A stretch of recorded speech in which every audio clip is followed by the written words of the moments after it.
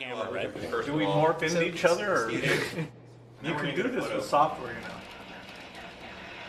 Well, I loved Better Angels of Our Nature. I'm even more thrilled about your next book, Enlightenment Now.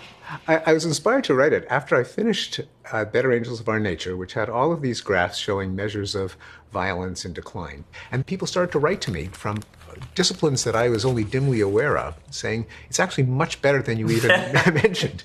Hunger is declining, and infant mortality, and maternal mortality. And even I came across odd things like the rate of death in traffic accidents plummeted like 100-fold in the last 50 years. Your likelihood of getting mowed down on the sidewalk if you're a pedestrian, air traffic safety, even perhaps my favorite graph in the whole book, your chance of being killed by a bolt of lightning have declined by more than 95%. Now, of course, it isn't that God stopped throwing thunderbolts, but we have better houses, better cars and tractors. Humanity really does seem to be improving in one area after another, and it almost makes you believe in this old-fashioned thing called progress.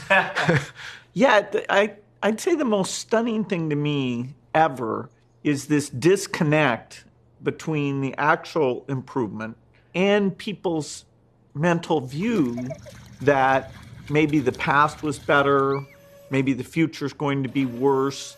As a psychologist, I'm curious as to where this disconnect comes from. I think part of it comes from a funny chemistry between, on the one hand, the nature of news and the nature of cognition.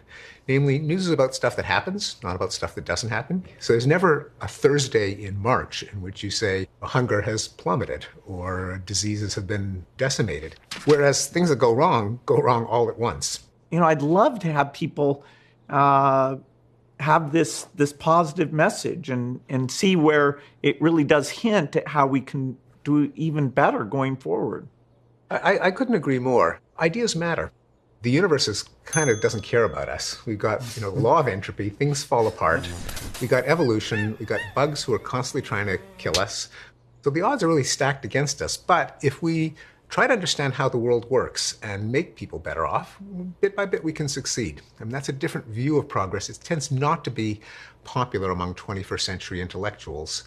But I think that the facts show that it works, not all at once, but bit by bit.